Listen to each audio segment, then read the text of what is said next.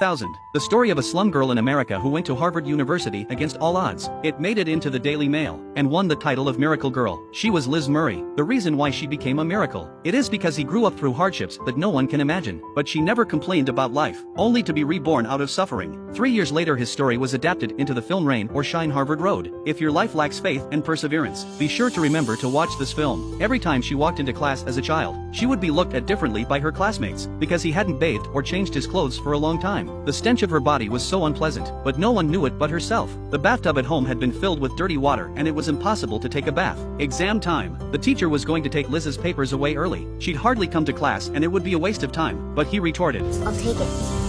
Doesn't look that hard."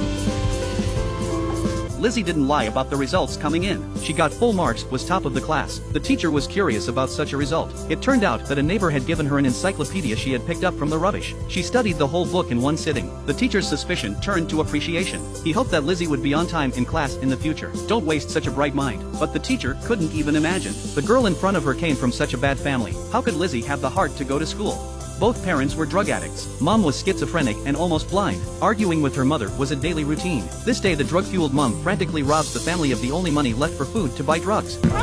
Checks came in, I gave it back to you, so one of you. My sister disagrees. My father, who was pretending not to see, was watching TV on the sofa. Lizzie's heart softened as she watched her beloved mom suffer. She gave her mother what little money she had from her odd jobs. In a trance, she saw a smile on her mother's face. The mother was only excited that her desires were about to be satisfied. She did not realize how much her daughter treasured this rare smile. Without food money, Lizzie had to scavenge for leftover food in the rubbish. It was better to fill his stomach first. She didn't complain about life, for this was her home, despite such terrible parents. But Lizzie was content to have a full family. But Mom couldn't stand such a messy life after all. She wanted to take Lizzie back to live with her at her grandfather's house. But if even she left, the family would be completely broken up. Liz didn't agree to her mother's request and had to watch her leave. It wasn't long before the welfare agency came to the house. They saw how dirty and messy it was. The staff decided that Liz's father was not capable of raising a child. They wanted to take Liz to an orphanage. Liz looked at her dad with almost pleading eyes, and Dad didn't hold back. Liz still pinned her hopes on her grandfather, hoping that Grandpa would come and get her. But as the days went by, Grandpa never showed up, so Lizzie was left an orphan.